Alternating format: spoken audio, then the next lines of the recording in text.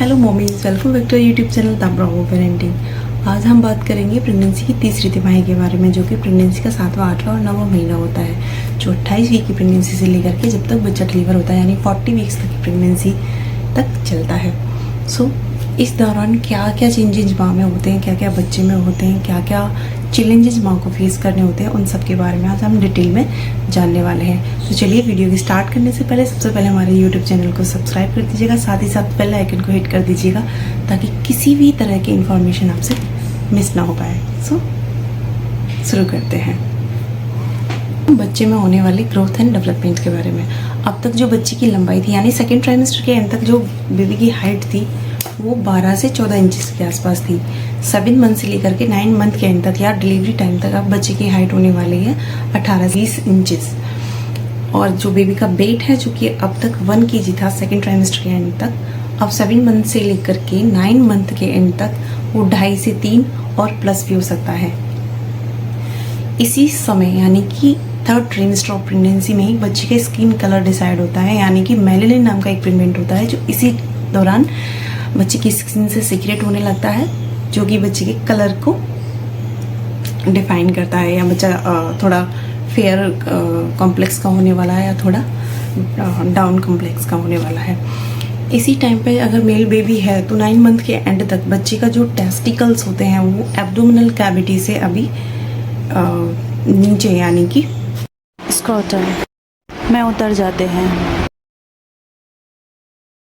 इसी समय यानी कि 7th, 8th और 9th मंथ पर बच्चे के जो 8th मंथ से जो ल्यूनिगो हेयर्स हैं वो डिसअपियर होना शुरू हो जाते हैं, यानी कि बहुत छोटे छोटे बाल बच्चे की स्किन पर होते हैं, उनका डिसअपियर होना इसी मंथ से यानी कि इसी थर्ड ट्राइमेस्टर में शुरू हो जाता है।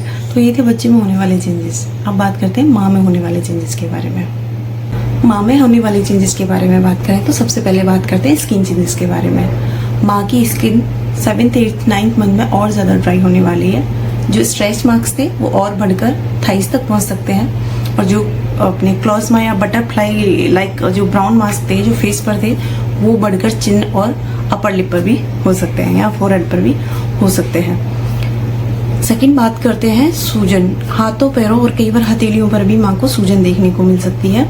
थर्ड, कमर में बहुत ज़्यादा पेन माँ को रह सकता है। एंड फोर्थली, फ्रीक्वेंसी और मिक्सचरेशन वाली प्रॉब्लम जो फर्स्ट ट्राइमेस्टर ऑफ प्रेगनेंसी में बहुत ज़्यादा थी वो थर्ड में भी अब आपको वापस से देखने को मिलेगी। एंड फिफ्थ, आपको शॉर्टनेस ऑफ ब्रेथ रह सकता है, आपको जल्दी जल्दी थकान और सांस का फूलना भी आपको थर्ड ट्राइमेस्टर ऑफ प्रेगनेंसी में हो सकता है। ये सारे रीजंस होते हैं।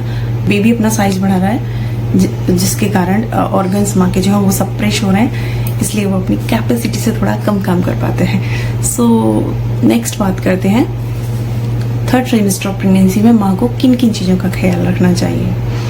आपको सबसे पहले जो है वो अपना ध्यान रखना चाहिए कि वो लेफ्ट लेटरल पोजीशन, यानी कि हमेशा उल्टे हाथ पर लेटना है।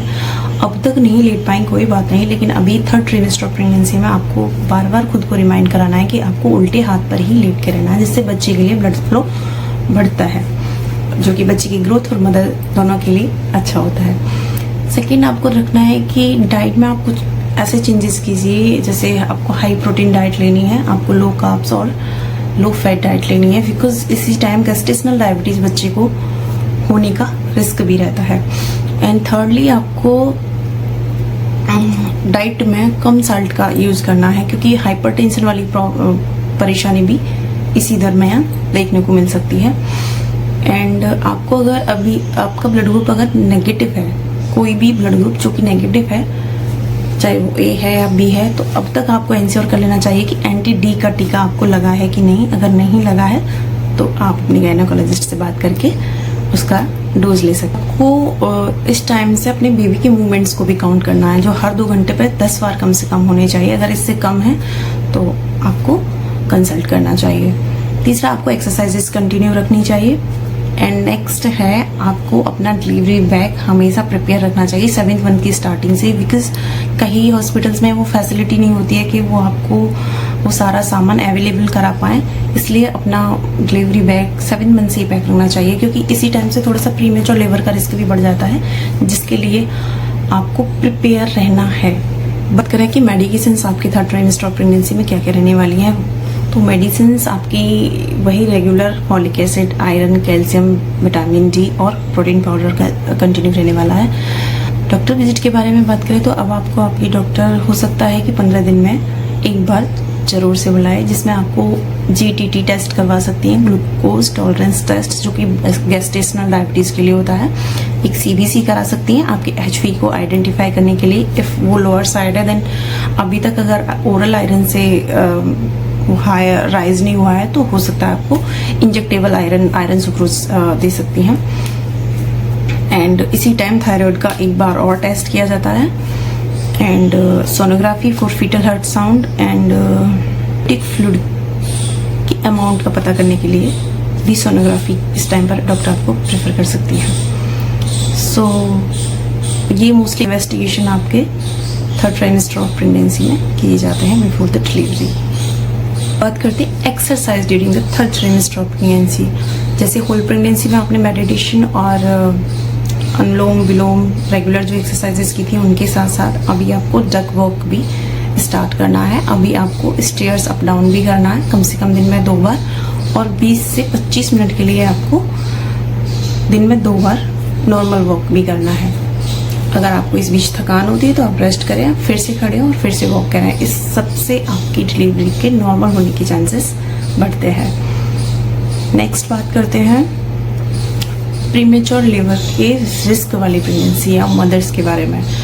तो मैं कहना चाहूँगी मॉमीज, वो मदर्स जिनको 1st और 2nd ट्राइमेस्टर के दौरान कभी भी ब्लीडिंग स्पॉट्स आए हैं वो प्रीमेच्योर लेबर के रिस्क में आती हैं। सेकंड, वो मदर्स जिनको प्लेसेंटा प्रीविया होता है या जिनका बच्चा जो है वो लोअर साइड होता है उनको प्रीमेच्योर लेबर का रिस्क रहता है।